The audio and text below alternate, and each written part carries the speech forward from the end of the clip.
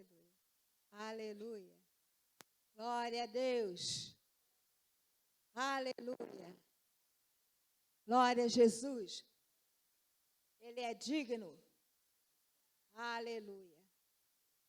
Vamos adorar a Deus com nossas ofertas?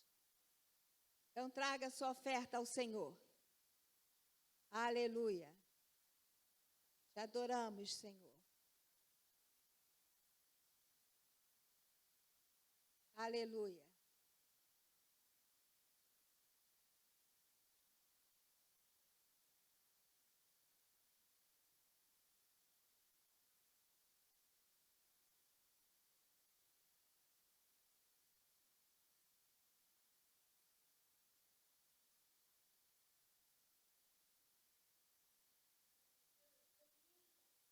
Aleluia. Aleluia.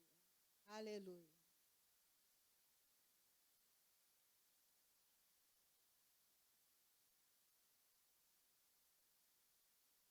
Aleluia.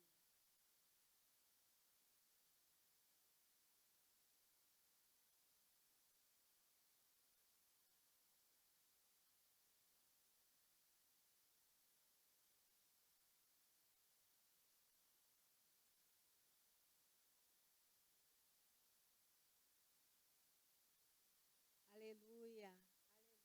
Aleluia. Glória a Jesus.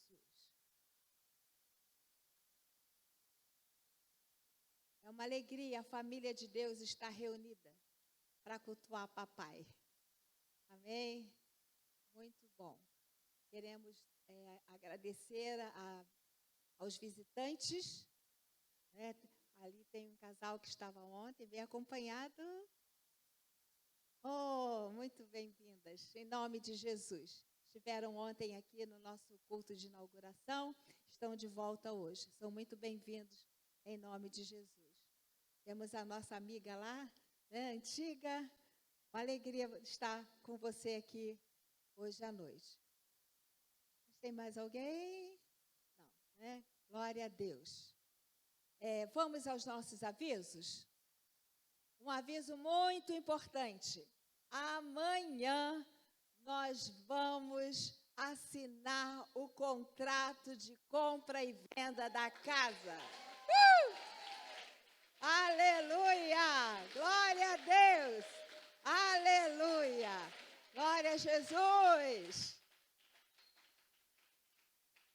Se você ainda não fez o seu alvo, o seu compromisso para participar deste desafio, aqui a gente tem um papelzinho com vários valores e você pode ver aquilo que você deseja e pode participar e você pode parcelar este seu alvo durante 10 meses. Amém? Glória a Deus. Terça-feira vamos dar início à nossa escola de líderes. Então, a escola começa às 19h15, vai até às 20h15, de 20h15 a 20h30, um intervalo de 15 minutos, voltamos 20h30 e vamos até 9h30. Amém? Nós temos orado, falado com o Senhor, aqueles que são membros desse ministério, que o Espírito de Deus esteja despertando o espírito de todos aqueles que devem fazer parte dessa escola. Amém? Quinta-feira, nosso culto online, não é? E eu creio que são esses os avisos. Muito importante, sobraram salgadinhos de ontem. Então, no final do culto, teremos comes e bebes. Amém? Eu acho que está oscilando. Aqui aparece e some o sol desse microfone. Se for melhor trocar por um de fio, pode ser. Aleluia.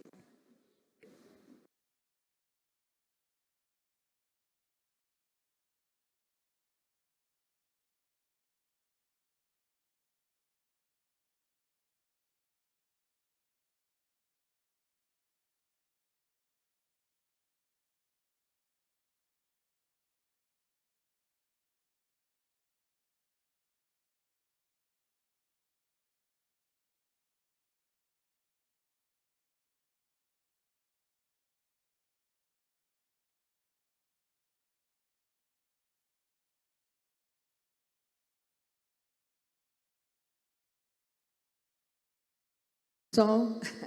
Opa. Muito bem. Glória a Deus, glória a Deus.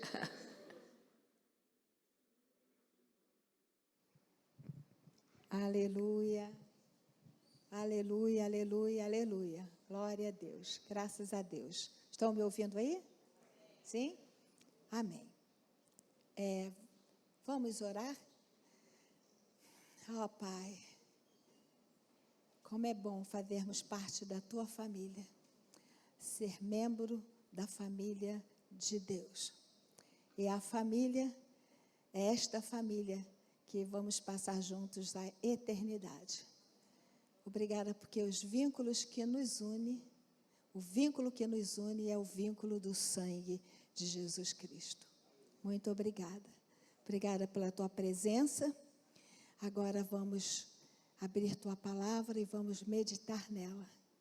Te pedimos que Tu abras nosso entendimento e que o Senhor fale aos nossos corações. Te pedimos em nome de Jesus. Amém. Vamos abrir nossas Bíblias no livro de Efésios e nós vamos ler no capítulo 4, versículos 1 a 16. Efésios, capítulo 4, versículos 1 a 16.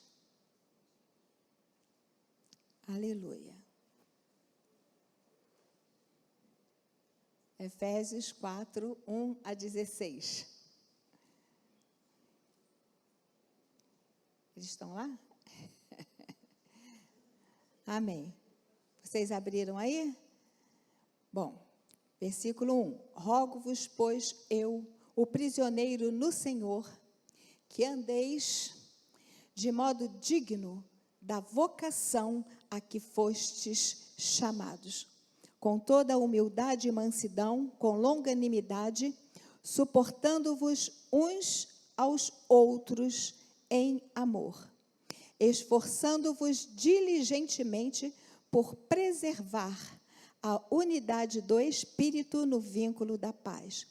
Há somente um corpo e um Espírito, como também fostes chamados numa só esperança da vossa vocação. Há um só Senhor, uma só fé, um só batismo, um só Deus e Pai de todos, o qual é sobre todos, age por meio de todos e está em todos. E a graça foi concedida a cada um de nós, segundo a proporção do dom de Cristo. Por isso diz, quando ele subiu às alturas, levou o cativo o cativeiro e concedeu dons aos homens. Ora, que quer dizer subiu, senão que também havia descido até as regiões inferiores da terra? Aquele que desceu é também o mesmo que subiu acima de todos os céus para encher todas as coisas. E ele mesmo concedeu uns para apóstolos, outros para profetas, outros para evangelistas, outros para pastores e mestres, com vistas ao aperfeiçoamento dos santos, para o desempenho do seu serviço, para a edificação do corpo de Cristo, até que todos cheguemos à unidade da fé e do pleno conhecimento do Filho de Deus, a perfeita varonilidade, à medida da estatura da plenitude de Cristo, para que não mais sejamos como meninos, agitados de um lado para outro e levados ao redor por todo vento de doutrina, pela artimanha dos homens, pela astúcia com que induzem ao erro, mas seguindo a verdade em amor, cresçamos em tudo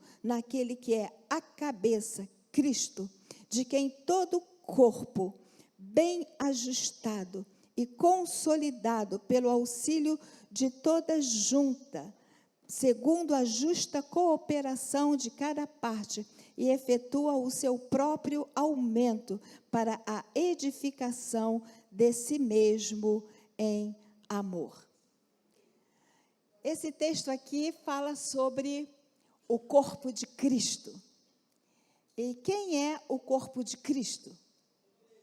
A igreja. Não é? Então, toda pessoa que um dia verdadeiramente se arrependeu de seus pecados e recebeu a Jesus como único Salvador e Senhor, creu no sacrifício dele em nosso lugar na cruz, esse se tornou filho de Deus e se tornou membro da família de Deus e faz parte do corpo de Cristo. Não é? E esse texto, ele começa falando: andeis de modo digno da vocação a que fostes chamados. Aqui fala que aqueles que tiveram essa experiência com Cristo, que nasceram de novo, têm uma vocação e têm um chamado, não é? E aqui no versículo 3 fala: esforçando-vos diligentemente por preservar a unidade do Espírito no vínculo da paz. Então, existe uma unidade do Espírito. E essa unidade do Espírito, ela já existe. E que unidade é essa? Aqui no versículo 4 e 5, vai falando que unidade é essa? Há um corpo. Jesus não tem dois corpos. Ele é a cabeça e essa cabeça tem um corpo. Amém? Há somente um corpo, um só Espírito, o Espírito Santo, o Espírito que habita naquele que teve encontro com Cristo, o Espírito de Cristo habita nesse. Então, existe um só Espírito, como também fostes chamados numa só esperança da vossa vocação. Então, todos que tiveram encontro com Jesus foram chamados para numa só esperança da vossa vocação. Há um só Senhor, Jesus é o Senhor. Há uma só fé, um só batismo, um só Deus e Pai de todos, o qual é sobre todos, age por meio de todos e está em todos. Aqui está falando de uma unidade. Essa unidade é a unidade do Espírito. E ela já existe, porque o Espírito que habita em mim, habita em cada um que teve encontro com Jesus, habita em você. Só que essa unidade, ela precisa ser preservada, não é? E como a gente preserva esta unidade no Espírito, nos nossos relacionamentos, nós que somos membros do corpo de Cristo? Aqui no versículo 2 fala: com toda humildade e mansidão, com longanimidade, ou seja, paciência, suportando-vos uns aos outros em amor. Isso significa que nos nossos relacionamentos, nós somos membros do corpo de Cristo, e também com aqueles que ainda não são, mas porque nós somos de Cristo, nós temos que nos esforçar para vivermos em paz, em amor, em mansidão, em paciência uns com os outros, suportando uns aos outros em amor. Uma coisa que não dá para entender é que alguém que se diga cristão, filho de Deus, não perdoe ao seu irmão. Não perdoe ao outro membro da sua família também, que é seu irmão. Ainda que ele não fosse seu irmão, mas se você é de Cristo, você precisa ser perdoador. Porque o nosso Pai nos perdoou de todos os nossos pecados. Quando a gente não perdoa, é porque a gente já se esqueceu de como nós éramos.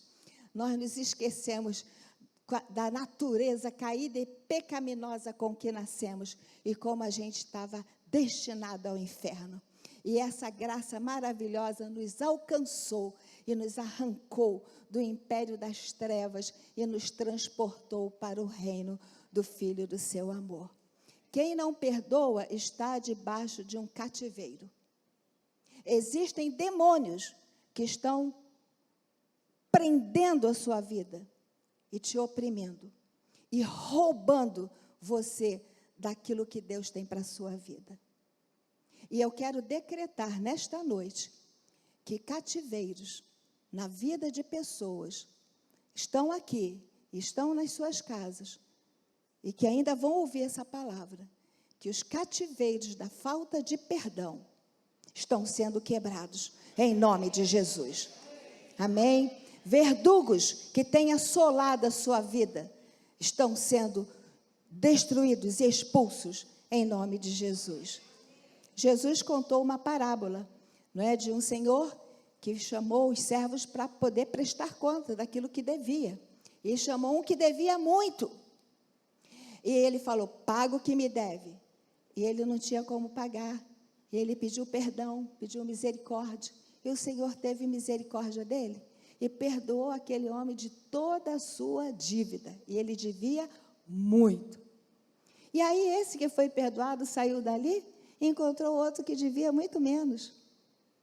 E ficou, né, agarrou outro pelos colarinhos e falou, paga o que me deve. Ele fez o mesmo. Tem paciência comigo, tudo te pagarei. E ele não quis perdoar. Mandou para a prisão. E aí o que aconteceu? Alguém que viu a conduta deste chegou lá e falou para o Senhor, é aquele que você perdoou de uma grande dívida, não quis perdoar o que devia menos. E o Senhor foi e chamou esse e falou, servo malvado, eu te perdoei de toda a tua dívida e você não devia de fazer o mesmo com aquele que te devia muito menos? E aí colocou na prisão. Né? E aí o texto diz que verdugos assolavam a vida desta pessoa. Esse Senhor representa Deus. A nossa dívida de cada um de nós para com Deus era muito grande. Mas quando a gente se quebrantou, se arrependeu, Ele nos perdoou. Agora vem o outro que deve muito menos, às vezes por uma coisa insignificante que o outro fez. E você está com aquilo em pé dentro de você. E não perdoa o seu irmão, não perdoa seu parente. O que é isso? Você é cristão de verdade? O filho se parece com o pai. Teu pai te perdoou de toda a tua dívida. Então, vá você e faça o mesmo. Perdoe aqueles que te devem muito menos. E seja livre para você fluir na vida de Deus. Amém? Nós temos uma vocação, temos um chamado. E nós temos que estar livres dos pesos para que possamos cumprir o propósito que Deus tem com a nossa vida. Amém? E esse texto que nós lemos continua falando sobre a morte e ressurreição de Jesus. E com a ressurreição de Jesus, existem os dons, chamados dons da ressurreição.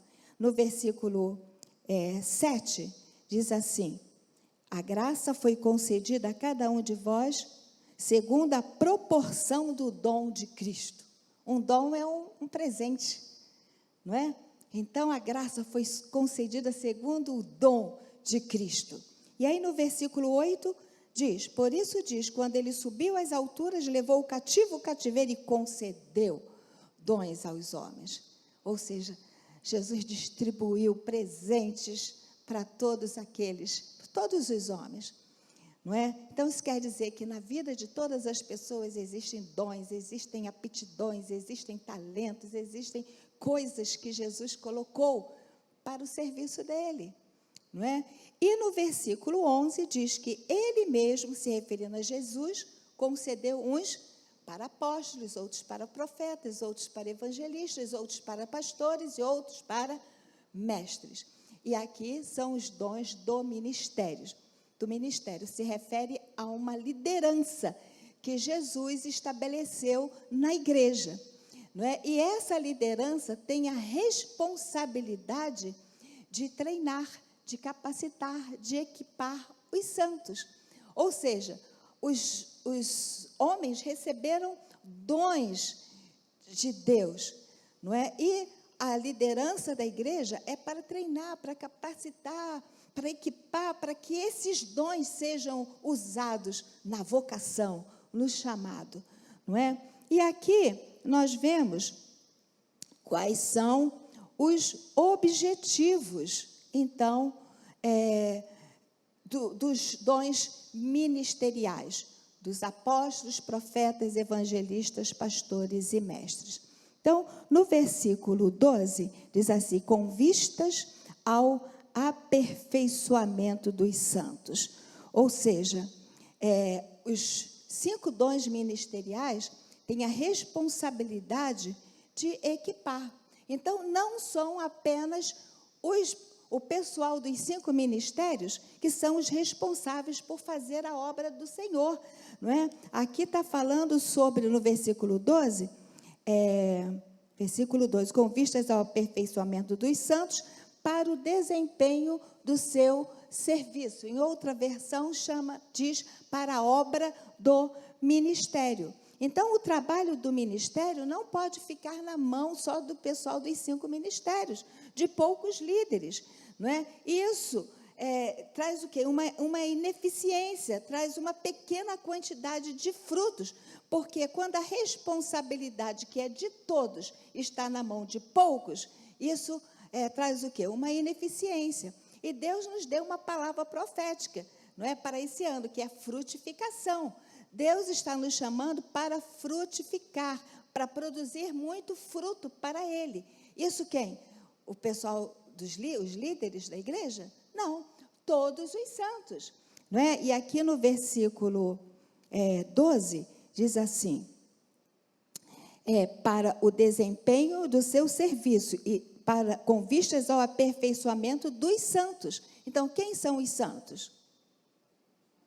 Todos nós, não é? Então, todos vocês, não é? As pessoas que fazem parte, membros da igreja. Então, os líderes têm a responsabilidade de aperfeiçoar os santos. Para quê? Para o desempenho do serviço, para a obra do ministério, não é? E aí continua, para também a edificação do corpo de Cristo. Uma outra figura que a Bíblia usa para representar a igreja é de um edifício espiritual, em que Jesus é a pedra angular, ou seja, a pedra principal. E cada pessoa que aceita Jesus, ela é uma pedra viva que é colocada neste edifício. Então, cada pedra viva que foi colocada no edifício será utilizada na edificação do templo santo de Deus. E aí, no versículo 13, continuando: até que todos cheguemos à unidade da fé e do pleno conhecimento do Filho de Deus. Então, existe uma unidade da fé e uma unidade do pleno conhecimento do Filho de Deus. A gente já falou da unidade do Espírito. A unidade do Espírito já existe, mas a unidade da fé e a unidade do conhecimento do Filho de Deus, todos nós precisamos crescer nela. Não é? E o propósito do cabeça da igreja é que todos nós cheguemos a uma unidade da fé, ou seja, todos nós possamos crer, né, da mesma forma, não é? Crendo, né, no que Deus fala, crendo no que a Bíblia fala e colocando em prática isso. Né? E também há uma plenitude do conhecimento do Filho de Deus. Eu creio que uma coisa que todos nós precisamos é crescer no conhecimento do Filho de Deus. É interessante, né? A Elisa, ela não está aqui hoje, não é? Mas ela acorda pelas madrugadas para buscar o Senhor, né? Ela tem uma intimidade muito especial com Deus. E Deus estava falando: a minha igreja não me conhece. O meu povo não me conhece. Então, isso significa que todos nós precisamos de crescer no conhecimento do Filho de Deus. A gente conhece fragmentos desse conhecimento, mas Deus quer nos levar à plenitude desse conhecimento. Amém? E aí, no versículo 13, né, continuando, diz: a perfeita varonilidade. Ou seja, Deus quer que nós nos tornemos um varão maduro. Né? A vida espiritual é parecida com a física, né? A gente nasce bebezinho, se torna uma criança, um adolescente, se torna um jovem e depois se torna um adulto. não é? Uma pessoa madura. Assim também é no reino de Deus. Quando a gente tem encontro com Jesus, a gente é um recém-nascido espiritual. À medida que a gente vai crescendo, vai se alimentando, vai conhecendo a palavra, vai comendo do alimento espiritual, a gente vai crescendo, a gente se torna, passa pela primeira infância, passa pela juventude, não é? E o objetivo de Deus é que a gente se torne um adulto, espiritualmente falando. Lá João falando, ele diz: filhinhos, eu vos escrevo, porque vossos pecados são perdoados. Depois ele fala: jovens, eu vos escrevo, porque tendes vencido o maligno. A palavra de Deus permanece em vós e tendes conhecido o maligno. E depois ele fala para os pais: pais, eu vos escrevo, porque conheceis o Pai, né? Então, é assim, criança, a gente, quando entra no reino de Deus, a gente está feliz porque nossos pecados foram perdoados, né? Glória a Deus. Mas isso aí é só o começo, né? Deus quer que a gente vá ganhando músculo, que a gente se torne um jovem, né? Que a palavra dele permaneça em nós e que a gente vença o maligno, e ele quer que a gente se torne um pai, que vai cuidar dos outros filhinhos que estão chegando no reino de Deus. Amém? Então, perfeita varonilidade, né? Os dons do ministério, né, na igreja servem para ajudar os crentes a chegarem à maturidade espiritual. E aí continua no versículo 13, à medida da estatura da plenitude de Cristo. Quando se fala em estatura, a gente imagina logo o quê? Crescimento, não é verdade? Então, quando a gente fala em estatura, a gente pensa em altura, então, em crescimento. E existe o crescimento qualitativo e o crescimento quantitativo, né? O crescimento qualitativo é levar os crentes a viverem de modo digno da vocação a que nós fomos chamados, em toda amplitude, em toda plenitude e firmeza. Plenitude de Cristo e firmeza da palavra de Deus. E o crescimento quantitativo tem a ver com a visão de Deus. E a visão de Deus é de multidões. Lá em Apocalipse fala de uma grande multidão de toda língua, povo, nação, tribo, diante do trono, adorando a Deus. Nós vamos fazer parte dessa multidão, amém?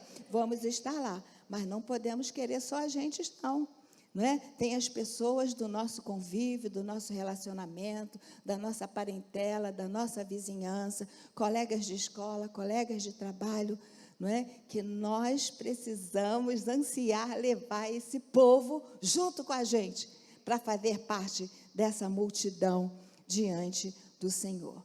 Não é? E aí no versículo 15 fala: cresçamos em tudo. Então, o crescimento, ele deve ser contínuo e em todas as áreas de nossas vidas.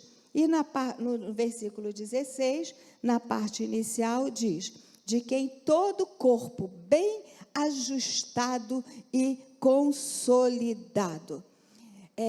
Nós sabemos, por exemplo, como eu falo sempre para vocês, eu sou de igreja desde criança, né? E nós que somos crentes mais antigos, a única figura que nós conhecíamos de liderança era pastor, não é? Mas nós estamos vivendo um tempo em que Deus está restaurando os 5 ministérios, não é? E nosso ministério já tem essa revelação, e nós temos os 5 ministérios. É claro que nós todos estamos crescendo em aprender como funcionar nos 5 ministérios, não é? Então, cada ministério precisa estar em harmonia com os demais, porque as coisas de Deus existe uma interdependência. Não existe como um apóstolo trabalhar independente do profeta, o profeta independente do pastor e do mestre. Não, precisamos crescer numa harmonia, numa sujeição mútua, não é? E juntos nós vamos fazer o que Deus quer. e um ministério vai calibrando o outro, não é? E isso Deus fez assim, porque assim é importante, porque nisso a segurança e a proteção, não é? Porque quando uma pessoa quer ser independente, nisso há perigo. Amém? E quando nós nos sujeitamos uns aos outros, nisso há proteção e há segurança. Então, o Senhor está trazendo um grande reposicionamento na sua igreja, e Ele levará cada uma à posição correta, e isso trará um aumento significativo à sua igreja, porque aqui está falando de todo o corpo bem ajustado e consolidado. Então, cada pessoa entendendo qual o seu lugar, qual é a sua função, né, e fazendo aquilo que Deus quer que ele faça, isso vai trazer um aumento significativo de unção e de eficácia no meio da igreja. E continuando o versículo 16, fala, pelo auxílio de toda junta, cada parte do corpo será encaixada numa outra pela força das juntas. Uma junta, por exemplo, aqui nós temos uma junta, tá certo? Essa junta, ela liga o braço com o antebraço, não é? E junta essas duas partes, dando segurança, firmeza, não é? Para cumprir, não é? a missão. Assim também é na igreja, não é? Um é o braço, outro é a perna, o outro é o antebraço, não é? E existe a junta para ajustar, não é? E a fim de nós podermos realizar a obra de Deus. E aqui no versículo 16 diz assim, na parte final, segundo a justa cooperação de cada parte. Cooperar é operar com, não é? Então, quando a gente coopera um com os outros, cada um opera e juntos nós vamos realizando a obra de Deus, não é? Então, as coisas vão fluir. E eu creio que Deus está trazendo esse entendimento. É como se as coisas de Deus fossem uma engrenagem e que cada um entendendo o seu lugar e a gente, né, se calibrando um ao outro e se ajustando um ao outro, nós vamos desenvolver aquilo que Deus quer para nós. E a parte final desse versículo diz, efetua o seu próprio aumento para a edificação de si mesmo em amor. O amor é como se fosse o cimento, né, que vai unir tudo. Aliás, se não for por amor, não diga nada, por favor. Tem uma música que fala assim, não é verdade? Mas o fato é que Paulo, em 1 Coríntios 13, ele fala que ainda que houvesse dons, língua dos anjos, ciência, se não houver amor, de nada adianta, não é? Então, tudo que nós fazemos precisa ser, em primeiro lugar, por amor a Deus e por amor ao próximo. Amém, gente? Glória a Deus, glória a Deus. Então, ninguém alcança isso sozinho. Deus criou a igreja para sermos interdependentes. Ninguém vai conseguir isso sozinho. Nós juntos, ajustados, nós vamos conseguir, vamos alcançar o que Deus quer. E é como se fosse um quebra-cabeça, que uma peça isolada não tem valor nenhum, mas quando se encaixa no lugar certo, no quebra-cabeça, aí mostra o valor do todo. Amém? Então, tudo isso não acontece por acaso. Exige o quê? Um planejamento, intencionalidade, esforço para preservar a unidade do Espírito e preparar os santos. Então, nós temos falado sobre a igreja nas casas. Deus está nos conduzindo, não é, ao modelo da igreja primitiva. E como a igreja primitiva funcionava? No templo e nas casas, não é? E no templo a gente já tem experiência de se reunir sempre, não é? Agora nós precisamos de crescer no entendimento de como funcionar nas casas, né? E o funcionamento nas casas é o que nós chamamos de célula. Eu gostaria que o pessoal colocasse lá, né? Então, célula, as células. Então, célula é uma estratégia. Vocês podem colocar o PDF, chama? Como? PPT. A gente, quando essas coisas, a gente busca a ajuda dos universitários. Não é verdade? Então, tudo bem. Então, célula é uma estratégia de crescimento. Nós falamos sobre crescimento. Então, é uma estratégia de crescimento, cuidado e amor. É muito mais que uma simples reunião nas casas. É uma igreja viva, em contínua atividade, preparando os membros para ganhar, cuidar, capacitar as vidas, transformar as vidas em verdadeiros discípulos de Cristo, que, por sua vez, vão formar outros discípulos de Jesus. Amém? Então, para termos células, é preciso termos líderes. Pode passar. Para termos células, pode passar. Aleluia. Para termos células, é preciso a gente ter o quê? Líderes. Será que dá para ter célula sem líder? Não. Então, para termos células, é preciso ter líderes. Só treinando líderes, nós conseguimos os trabalhadores para fazer a grande colheita. Amém, gente? Então, formar líderes é o que Jesus falou, quando ele falou, fazei discípulos. Ele está falando o quê? Formem líderes. Em outras palavras, quando Jesus falou para a gente fazer discípulos, ele está falando o quê? Formem líderes. Agora, é fácil encontrar líderes prontos na nossa igreja? O que vocês acham? É fácil? Existem líderes sobrando aí? Não, não é fácil. A verdade é que não é fácil encontrarmos líderes preparados para a liderança. E por que é tão difícil encontrar líderes? Né? Por causa do pensamento que existe. Nós vamos colocar alguns pensamentos. Primeiro, as pessoas falam, não posso ser líder porque eu não tenho tempo. Não é? Então, a vida é tão corrida, tantos afazeres, e aí muitas pessoas, elas falam, eu não tenho tempo para fazer a obra de Deus. Então, esse é um dos motivos. Segundo, conceito errado de liderança. A pessoa, quando ouve falar líder, eu estou fora. Não é?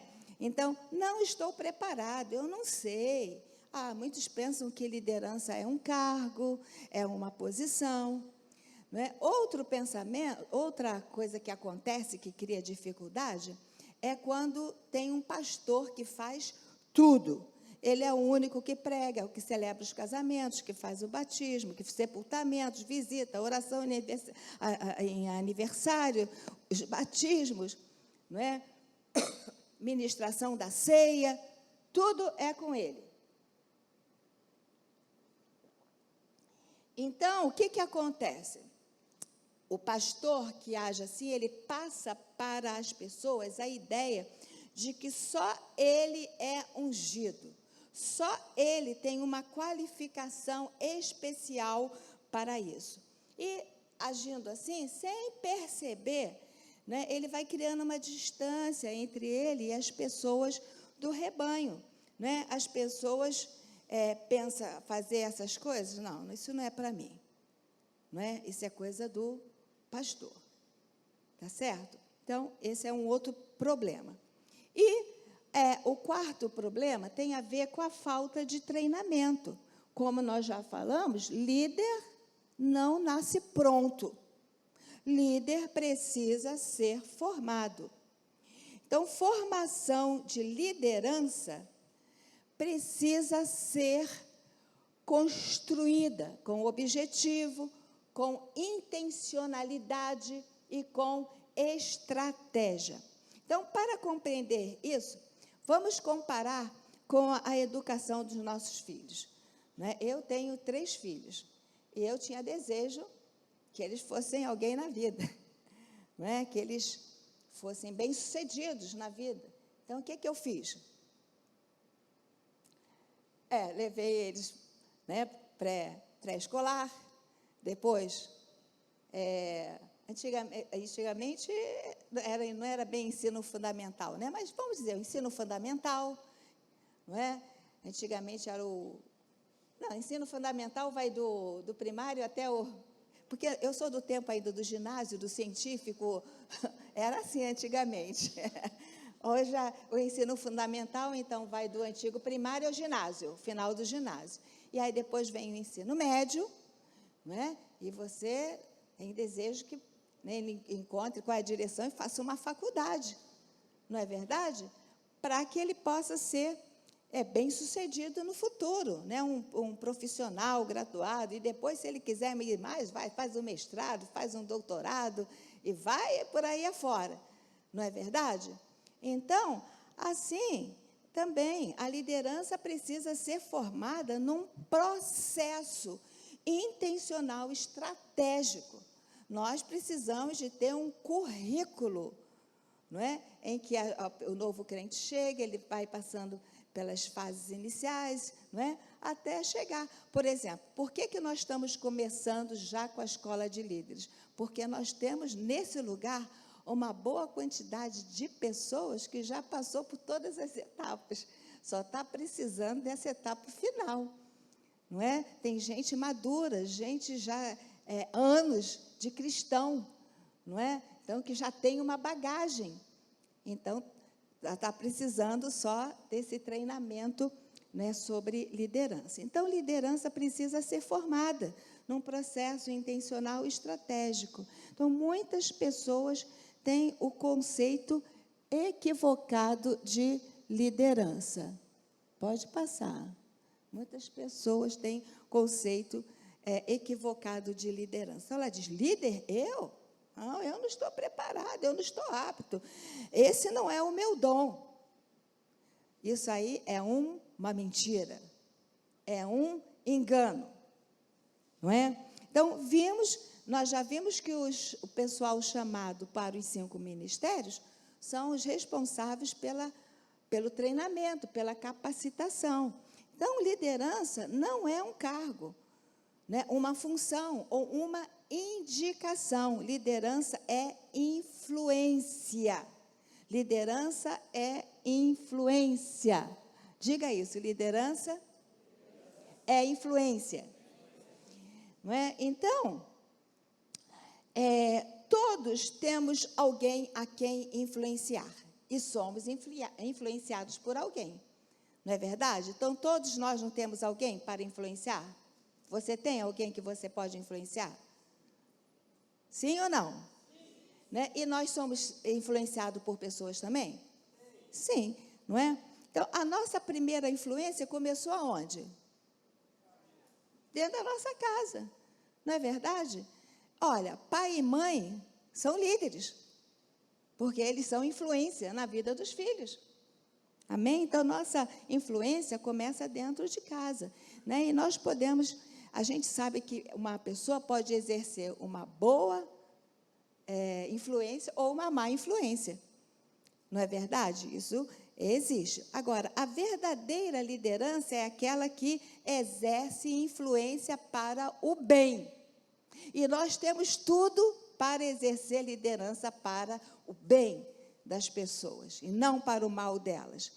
Não é? Então, a verdadeira liderança é aquela que serve, é aquela que tem seguidores, que forma outros líderes.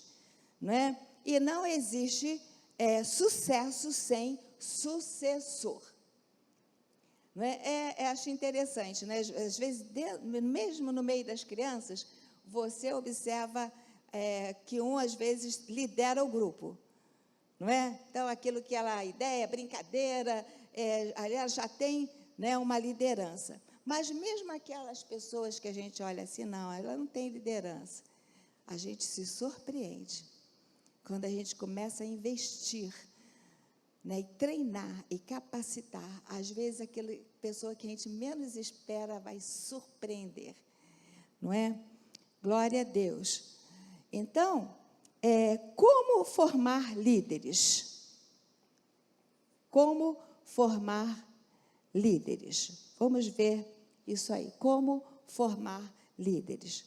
Quem é o nosso maior modelo de liderança? Hã? Fala alto, gente.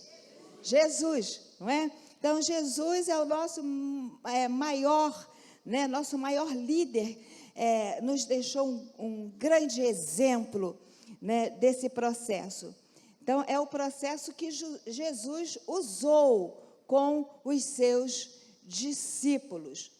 Amém? Processo que Jesus usou com os seus discípulos. Então, Jesus, ele treinou homens como nós. Vocês pensam que o João, Pedro, Tiago, eram pessoas diferentes de nós? Eles foram feitos do mesmo barro que nós. É tudo farinha do mesmo saco. Tá bom? Para a gente não pensar que eles eram especiais. Não. Jesus treinou homens como nós, cheios de dificuldades, de problemas, de limitações, de mazelas, não é? Mas, em primeiro lugar, Jesus escolheu aquelas pessoas que ele ia investir na vida delas, não é? Então, a quem você quer formar? A quem você deseja transformar? Então, Deus vai colocar no seu coração pessoas que você vai ser instrumento de Deus para influenciá-las, para transformá-las. Amém? Então, aqui a gente tem um grupo, né? Eu desejo transformar vocês. Eu desejo influenciar vocês. Aqueles que são membros desse ministério, não é? Então, vamos ver qual foi o modelo que Jesus seguia. Primeiro, como é que Jesus fazia? Eu faço e você observa. Como é que era o modelo de liderança? Jesus, primeira coisa, ele fazia e os discípulos observavam. Os discípulos andavam com ele pelas ruas e eles viam, não é, quando Jesus curava os enfermos, quando ele expulsava os demônios, eles estavam tudo o quê? Observando o que ele fazia. Então, Jesus, eu faço e vocês observam. Não é? Então, Jesus fez os milagres, seus discípulos estavam observando. Segundo, eu faço e você me ajuda. Não é? Então, por exemplo, na multiplicação dos pães, quem multiplicou? Mas quem que distribuiu os pães para a multidão e a coisa foi multiplicando nas mãos deles? Os discípulos. Amém? Na pescaria maravilhosa, não é? Eles pescaram a noite inteira em Neca. E aí Jesus falou, lança a rede aí no lado direito. Eles lançaram e veio uma pescaria que eles nunca tiveram na vida deles. E eles foram que puxaram as redes. Então, Jesus fez e eles ajudaram, não é? Aqui está invertido, o correto seria o que está no quarto, ser o terceiro, está invertido aqui, tá? Terceiro, você faz e eu observo. Quando aconteceu isso? Depois deles observarem muito o que Jesus fazia e de ajudarem Jesus, agora Jesus delegou. Vocês vão 2 a 2. E agora vocês vão fazer com os outros o que vocês viram eu fazer. Amém? E Jesus enviou para eles curarem enfermos, para expulsarem demônios. Não é? E Jesus estava o quê? Observando. Eles faziam, mas Jesus observava. Amém? E por último, então, invertendo ali, você faz e eu te ajudo. Então, quando está acontecendo isso? Desde que Jesus foi embora. E antes de Jesus subir aos céus, ele falou, toda a autoridade me foi dada no céu e na terra. Ide, Portanto, fazei discípulos de todas as nações, batizando-os em nome do Pai, do Filho e do Espírito Santo e ensinando a guardar todas as coisas.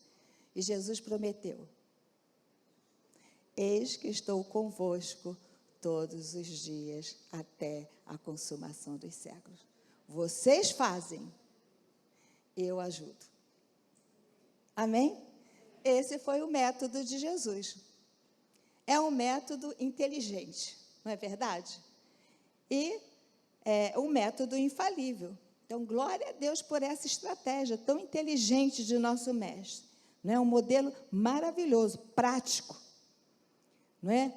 Objetivo, e que nós podemos seguir o modelo que ele nos ensinou, que ele fez, né, com os seus discípulos, e nós podemos fazer o mesmo. Agora, continuando, onde formar líderes? Então, os líderes, eles vão ser formados aonde? Será que é num ambiente como esse? Aqui do púlpito? Nas pregações? Num ambiente distante como esse? Será que é assim que os líderes vão ser formados? Não é? Nós vamos formar os líderes em 2 ambientes. Primeiro, no ambiente da célula e no ambiente da escola de líderes. Não é? No ambiente da célula, é o ambiente do aconchego, da intimidade, da informalidade, da segurança. E na célula, os que estão sendo treinados vão ter a oportunidade de praticar o que estão aprendendo. Amém? E no ambiente da escola de líderes, não é? Então, é como também com nossos filhos, né?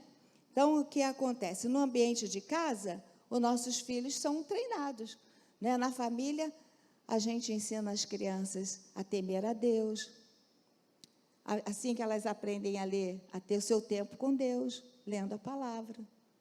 Os meus 3 filhos, assim que eles foram alfabetizados, eles ganharam um livreto do Evangelho de Marcos. O primeiro livro que eles leram, Evangelho de Marcos. Era um livreto com letras grandes, não é? E foi o primeiro livro que eles leram. E, a partir daí, eles começaram a ter disciplinas espirituais. Amém? Então, eles aprenderam, isso foi na igreja, não, foi em casa. E em casa, a gente ensina os filhos a comer de boca fechada, a escovar os dentes, ter um bom comportamento, respeitar os mais velhos, né? Na casa tem disciplina, tem regras, né? A gente vai ensinando. Mas chega um ponto que a gente leva o filho para a escola, né? Porque ele tem que aprender outras coisas, né? Outros conhecimentos, outros conteúdos, outras habilidades, relacionamento, se relacionar com outras pessoas, seguir regras, não é?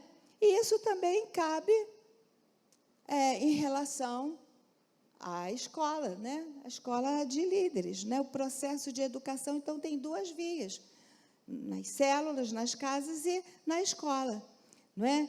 Então, vamos ver sobre a escola de líderes. Escola de líderes. Eu resolvi trazer esse assunto hoje, porque nós vamos começar a escola terça-feira, não é? Então, você que está aqui está recebendo, você que está na sua casa, e você que não está participando agora, não deixe, né, de receber esse conteúdo, para que você entre na escola com maior entendimento. Amém? Então, escola de líderes é uma escola bíblica com base na palavra de Deus, que tem a intenção de capacitar e formar líderes de células, não é? Então, uma escola de líderes não tem a intenção de formar teólogos. Essa escola de líderes aqui não tem intenção de formar teólogos. Se você quer ser um teólogo, vá para um seminário e faça um curso de teologia, porque essa aí não é a intenção da escola de líderes, formar teólogos. Também não é a intenção de formar grandes evangelistas com grandes pregadores. Então, uma escola de líderes tem a intenção de formar líderes de célula. Essa é a intenção da escola de líderes, formar líderes de célula. Né? Então, por exemplo, eu já falei várias vezes, sou da igreja desde criança. Não é? E nós, Paulo, Inês, os antigos, nós tínhamos a escola dominical. Não é? Júnior, Aninha, nós participávamos da escola dominical. A escola dominical foi de muito valor para nossas vidas? Sem dúvida. Foi muito importante? Muito. Aprendemos muitas coisas. Muitas coisas. Mas a escola dominical fez de nós líderes? Não, não fez. Não fez de nós um líder. Por quê? Porque porque a escola era ruim? Não. Porque a escola não tinha essa intenção. Não era esse o objetivo da escola. Né? Então, nós estamos falando de uma escola que tem esse objetivo, formar líderes de célula. E aqui, pode passar, nós temos uma comparação, né, entre a escola tradicional, que é a escola bíblica dominical, e a escola de líderes, né, para formar líderes de célula. Então, uma comparação. A escola bíblica tradicional tinha objetivo de edificação pessoal? Sim. A escola de líderes tem objetivo da edificação pessoal e da edificação da igreja. Tá? Escola bíblica tradicional era uma escola teórica, passava para a gente conhecimentos espirituais, coisas que ajudavam na nossa vida, mas a gente tinha muito, ou praticamente nenhuma, prática, não é? Então, a escola de líderes, ela é teórica e prática, não é? Nós vamos receber teoria? Vamos, mas, paralelamente, nós vamos ter que praticar o que nós estamos aprendendo. Não é? E a escola bíblica tradicional não forma líderes, e a escola de líderes tem essa intenção, né? A intenção de formar líderes. Então, pode passar, como implantar uma escola de líderes? Então, esse é um passo fundamental para a igreja que deseja alcançar vidas e cuidar muito bem delas. Não é? Então, nós já vimos, nós somos uma igreja com uma ênfase muito forte na cura interior, no tratamento interior, no cuidado com as pessoas, mas nós reconhecemos que nós éramos muito fracos em ganhar vidas. Não é verdade? Eu já falei isso em outras ocasiões, nós fizemos uma avaliação séria. Não é? Nós temos pontos fortes e temos pontos fracos. E um dos nossos pontos fracos é que nós éramos muito ruins em conseguir novas pessoas para o reino. E isso é um sério problema, já que as últimas palavras de Jesus foram: ide, portanto, fazei discípulos de todas as nações, batizando-os em nome do Pai, do Filho e do Espírito Santo. Ide por todo o mundo e pregai o evangelho a toda criatura. Isso significa que nós estávamos desobedecendo a ordem de Jesus. Nós estávamos sendo negligentes, desobedientes, indiferentes às pessoas que estão ao nosso redor, que estão morrendo sem salvação. E uma pessoa que parte deste mundo sem ter um encontro com Jesus, ela está perdida eternamente. E isso é muito sério. E um dia nós vamos ter que prestar contas, porque Deus espera que nós sejamos influência na vida daqueles que estão ao nosso redor. Amém, gente? Então, nesse tempo, Deus está nos dando um sacode, para que nós saiamos da nossa zona de conforto, que nós saiamos da nossa vidinha, vivendo ao redor de nós mesmos, com uma falsa segurança, com o nosso próprio bem-estar, enquanto as pessoas ao nosso redor estão se perdendo eternamente. Amém? Deus está nos chamando para que a gente se posicione em relação a isso. Amém? Então, esse é um passo fundamental para que uma igreja, né, que realmente deseja alcançar vidas e cuidar muito bem delas, implantar uma escola de líderes. E isso exige o quê? Exige vontade, exige determinação, exige estratégia e muito foco. E exige coragem.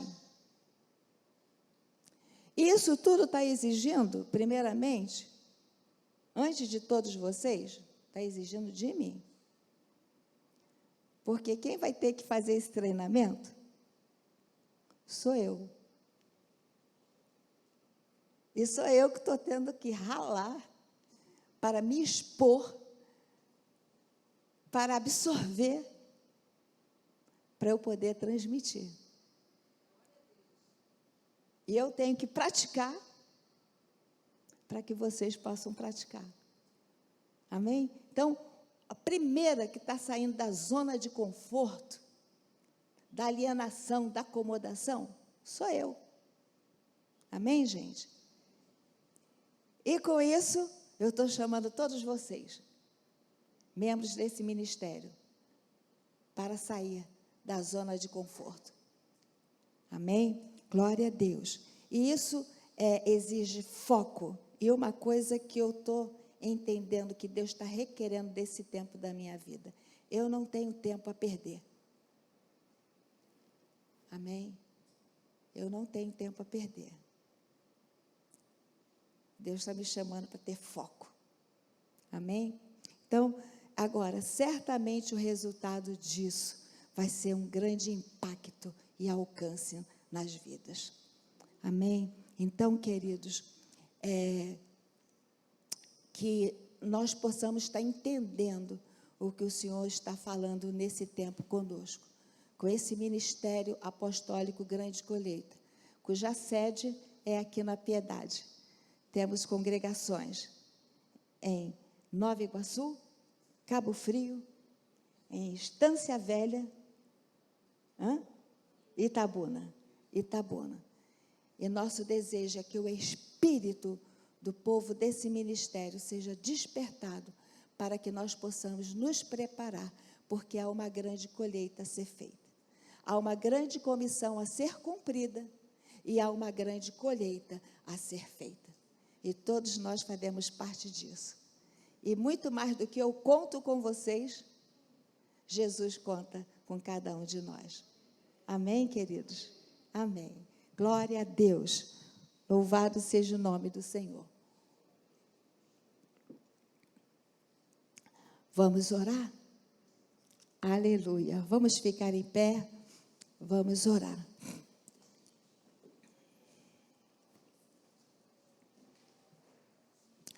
Eu estou lembrando de um cântico, que é um cântico bem curtinho.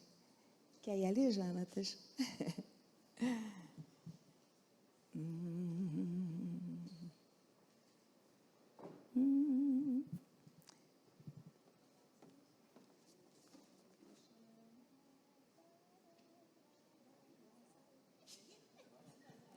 Ele vai me perseguindo. Eu tirei lá do fundo do baú.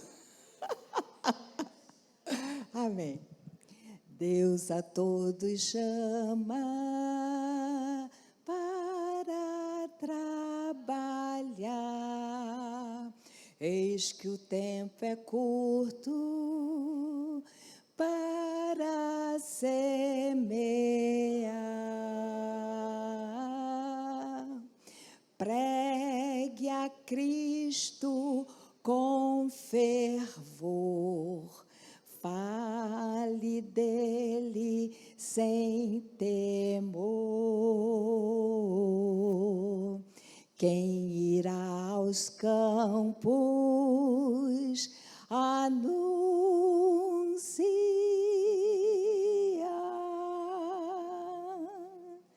Foi? Tira nessa altura.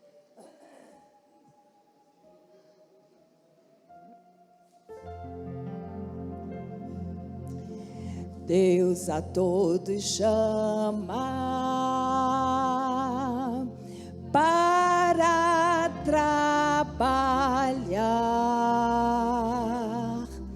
Eis que o tempo é curto para semear.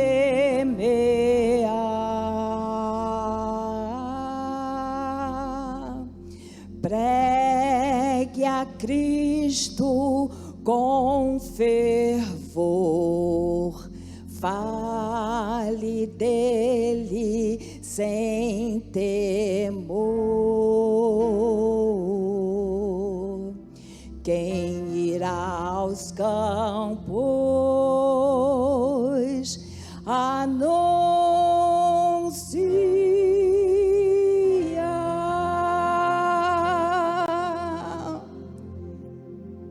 Nós vamos fazer em vozes agora. Vou dizer, Deus a todos chama.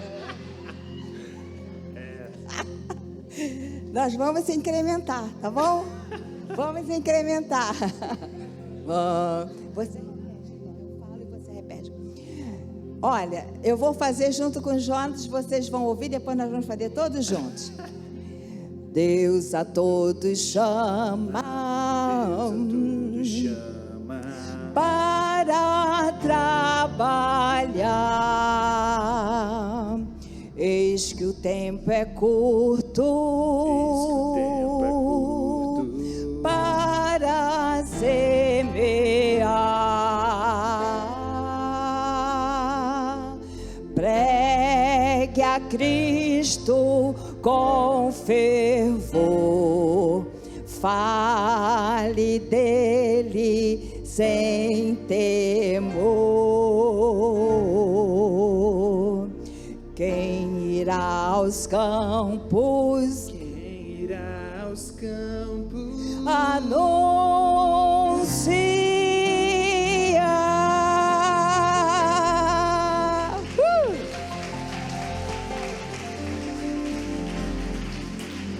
Agora vamos fazer todos juntos. As mulheres vão comigo e... Isso, as mulheres vão comigo e os homens vão com os Jonas. Não precisa correr não, vai pausar. Mulheres, vamos comigo.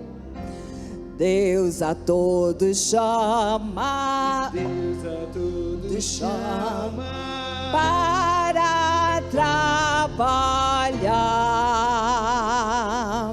Eis que o tempo é curto, eis que o tempo é curto para semear.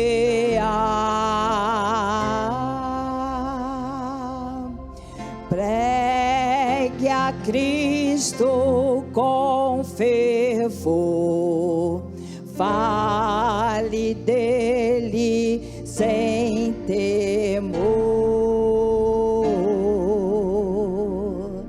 Quem irá aos campos? Anuncia.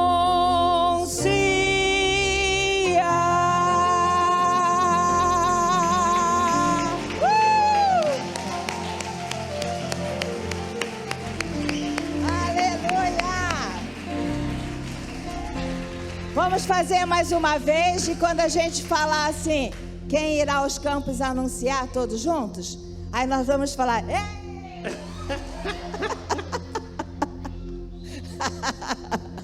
Gostaram dessa? Amém. Então vamos.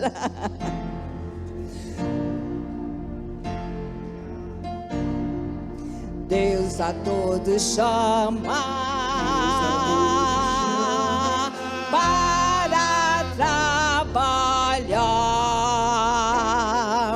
Eis que o tempo é curto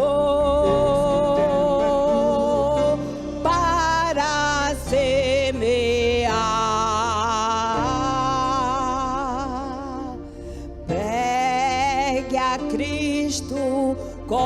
com fervor, fale dele sem temor. Quem irá aos campos anunciar?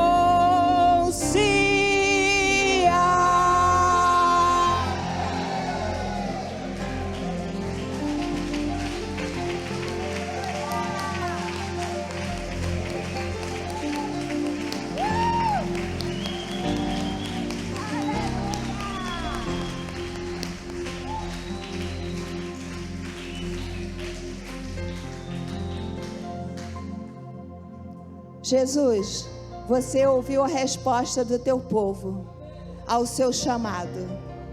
E obrigada porque tu estás conosco todos os dias para nós conseguirmos realizar o que nós falamos para ti. Em nome de Jesus. Amém. Amém, queridos. Vão na paz do Senhor. Versículo. Oh. Gente, vamos falar nosso versículo? Nisto é glorificado meu Pai, em que deis muito fruto, e assim vos tornareis meus discípulos. Pessoal, agora a gente vai cantar uma que é mais conhecida, porque tem uma pessoa aqui fazendo aniversário hoje. Aquela tradicional. Parabéns pra você nessa data querida. Muitas felicidades, muitos anos de vida. Parabéns pra você nessa data querida. Muitas felicidades, muitos anos de... Ó o Mário aí! Júnior, Pastor Mário faz anos no Dia do Trabalhador, né? É um trabalhador. Júnior, olha por ele. Esse homem é tão santo, aguenta a Patrícia há 33 anos, né? Não conheço o cara mais santo desse ministério que você, viu? Cadê a Patrícia? Tá aí não, né? Mas nós somos gratos pela vida do Mário, amém? Vamos abençoar. Levantou as mãos aqui. Pai, nós somos gratos pela vida do Mário. Nós temos acompanhado durante os anos o caminhar dele. Temos visto a tua prosperidade na vida dele, na casa dele, na vida da Patrícia. Nós nos alegramos que são pessoas queridas, que nós amamos e nos amam também, Senhor. Nós queremos declarar um tempo de rompimento, de avanço, um tempo de desabrochar do teu chamado na vida dele, que ele possa estar se encaixando no teu propósito, que as portas que o Senhor tem para a vida dele se abram também, Pai, em nome de Jesus. Nós o abençoamos, declaramos saúde no seu corpo, graça do Senhor abundante na sua vida, no seu trabalho, Pai. Nós abençoamos sua casa, também somos gratos pela casa nova, que ele mudou recentemente, a bênção do Senhor. Muito obrigado, Pai. Nós o abençoamos em nome de Jesus. Amém. Glória a Deus.